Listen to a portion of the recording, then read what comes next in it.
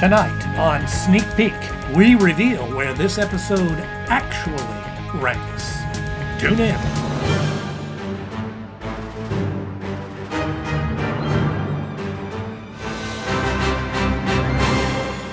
Hello friends, welcome back to the show. So glad to see all of you once again. The highlight of my week. And if you're new here, thank you for stopping by. I hope you enjoy what we're doing here, where we go back and look at cartoons that we grew up on and look at them from the perspective of being an adult. And right now we're working our way through a series of Batman Beyond, kind of winding down on the second season. So if this sounds like something you might enjoy, hop below, hit the subscribe button so you don't miss any content. No, really, hit it right now. I'll wait. You'd be surprised how obsequious someone like me can be when I need to. Tonight, And today we're looking at the episode Sneak Peek, which originally aired on March 25th, 2000. I want to see. This episode is surprisingly unique and kind of cool. You know, when the episode started, I wasn't too sure about it. But as it went on and as the story kind of developed, I really got into it more and more, which was pretty exciting, pretty cool to see that. But we'll talk all about that right after our 60-second mad stand bomb.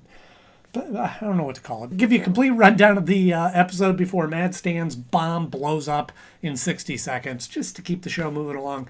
Here we go. The appropriately named Ian Peek is revealing all the secrets on his show about Gotham's elite, and nobody knows how he does it. And then we see the mob boss talking to the DA, and he goes, I got some news for you. I don't know. There's people watching. And then we see Ian Peek hidden in the shadows with this invisibility cloak, and he can pass through walls. And Terry tries to stop him and can't stop him, but he puts a device on Terry's Batmobile, and it goes back, and then Batman takes off his mask, and we see it's Terry, and then it's on the news that, he's going to reveal who Batman is and who this mysterious old guy that he's working with, and Terry goes to him and goes, you can't do this. I know, I can do whatever I want. And they I get stomach pains. He's getting sick because of this reaction, and we find out that this is all because this is tech that Gotham Tech had developed, and Bruce Wayne goes to him and goes, well, you need to delete that footage, and he goes, no, I'm not going to do that. And Bruce goes, okay, fine, if this happened before, and then he starts falling through the ground, and he goes, I need help, and Bruce doesn't want to stop him. Terry tries to stop him, and he falls to the core of the earth. That was close. I missed a couple of details, but just trying to give you an recap. That's what it is. I'm untouchable. Yeah, when the opposite happened, with the opening of this episode, I was a little leery. I thought, okay, here's another reporter, and kind of, the mob's going to turn on him or something like that.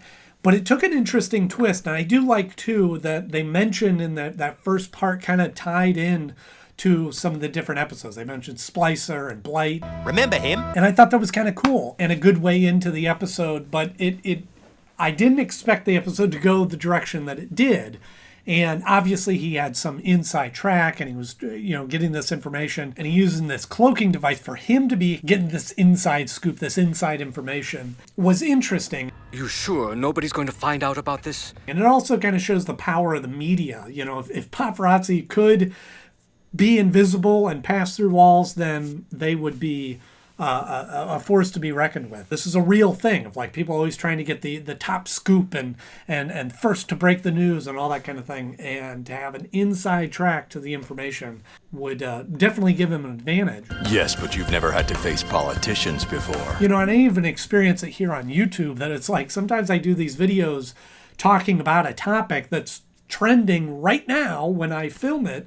And, within the couple of days of editing and putting it out there, it's already passed me by, and nobody's talking about that anymore. Well, I'd be tense too if I was out there exposing the mob.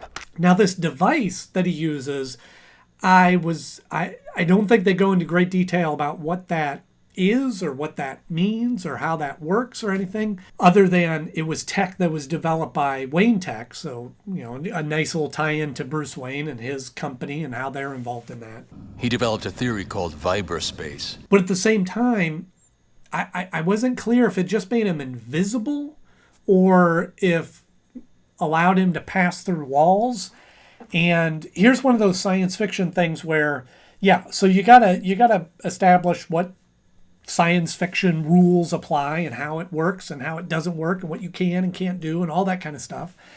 But you got to obey those rules also. And so if he can pass through walls, then he's got to have some way of turning that on and off, because then he gets in a fight with Terry, and obviously his punches and stuff are connecting with Terry and hit him and hurt him and all that. So he can't just pass through, and then Terry would try to grab him and he'd pass through him. So I was a little confused to how those worked, how that those rules or that parameters work, but I'll go along with it. Yeah, well, what do I know? And it also raised the question, why doesn't Terry fight him invisible? I mean, Terry has the same kind of advice to make himself go invisible, and he should have fight him. Oh, sorry.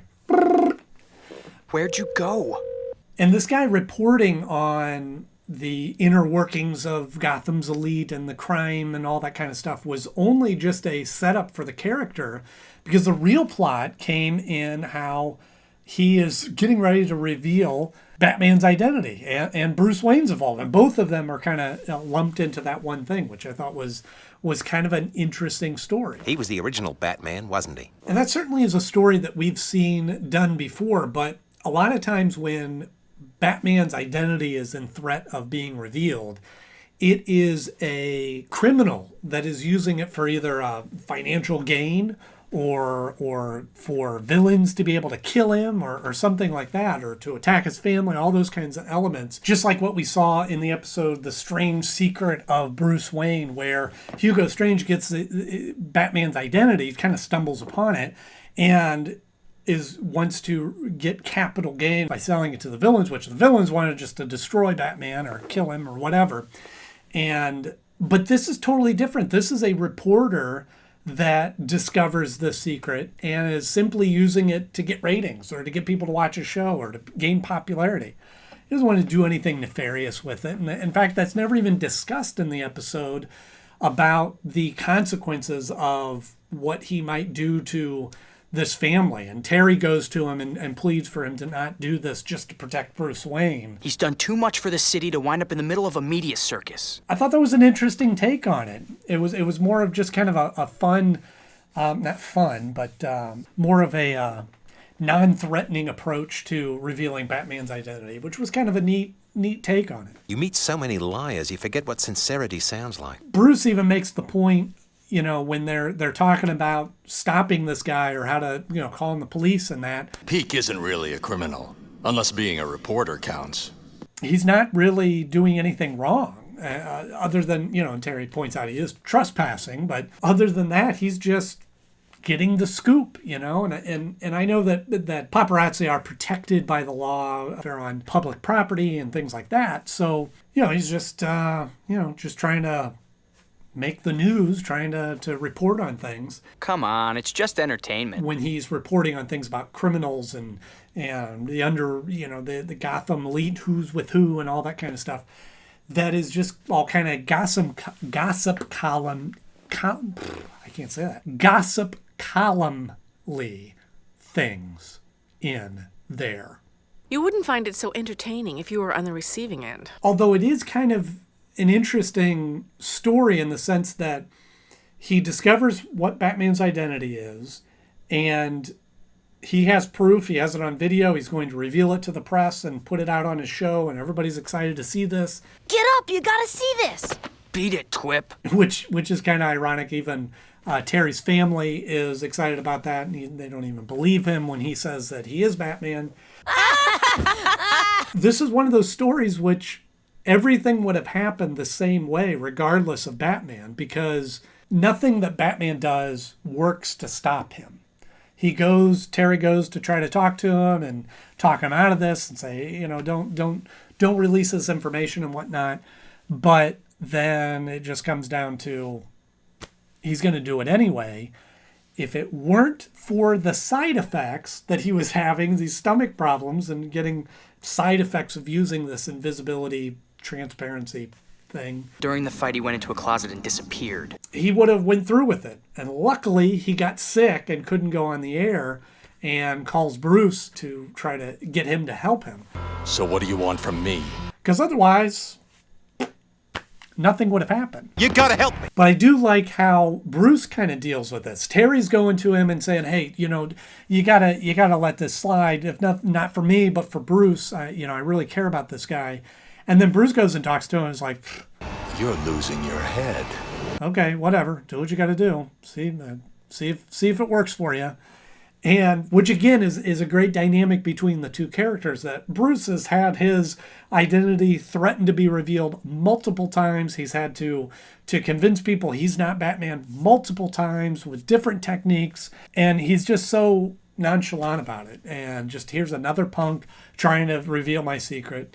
I always thought it was kind of fun how that has come up in the show, in movies and stories in general, is that, we have this great thread of, oh, I hope nobody finds out my secret identity. And then the other side of it of like, this is so fantastical, nobody will believe you, and it probably won't work out in the long run for you anyway. I always assumed I'd be found out sooner or later. It's just galling that a piece of garbage like Peak had to be the one. Another element to this episode that they never could have anticipated is now deep fakes and all this kind of technology that's out there to replace people's faces and things like that.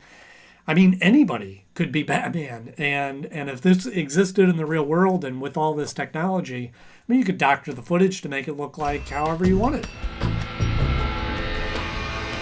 Somehow I doubt that. And also in the future, this aspect of this one disc being the source and the recording of this material, that doesn't exist anymore. Once something is recorded, it's all over the place. Don't you have a boot to lick?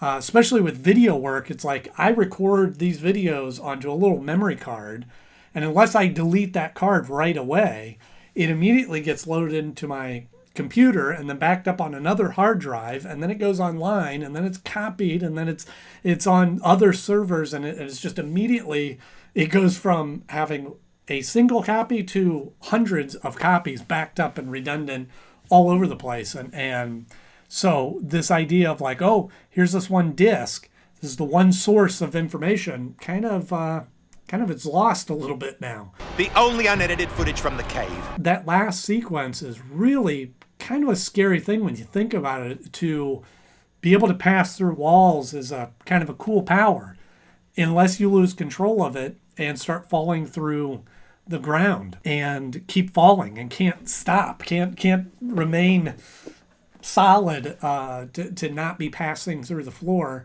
And I love that sequence of Terry kind of going floor to floor, Batman going floor to floor to try to stop him from falling, and unsuccessfully, and Bruce kind of being like, well, I got the disc, I picked this up. Looks like there's only one force left that has any effect on him. Gravity. So when it comes time to rank this episode, I actually really enjoyed this one. And I think it was more surprising than anything else, because when it started, and we started out on the news and this guy revealing people's secrets, I thought I knew where the story was going to go, and I thought I knew what this was going to be about, and was totally thrown for a loop and totally thrown off by a very pleasantly interesting, surprising story about this guy getting Terry and Bruce's secret identity and involvement with Batman's being, and is threatening to reveal that, and then just an extra added bonus that the very tool that he uses to get these secrets is what was ultimately his undoing, which was just kind of a neat, cool concept, and it really kind of was a fun episode. So for all those reasons, I have this one falling at the number 8 spot of my favorite episodes so far, in the top 10. Again, was shocking, because this isn't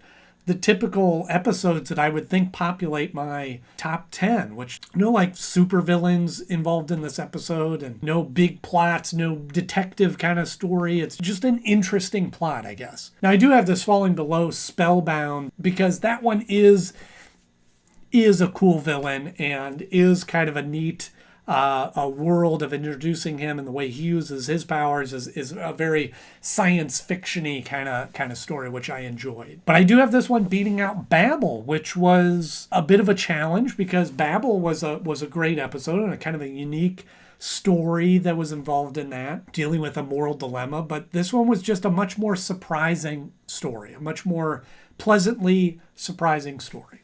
All right, everybody, that's a wrap. So my question for all of you, if you were the only one that knew Batman's true identity, his secret identity, would you reveal it?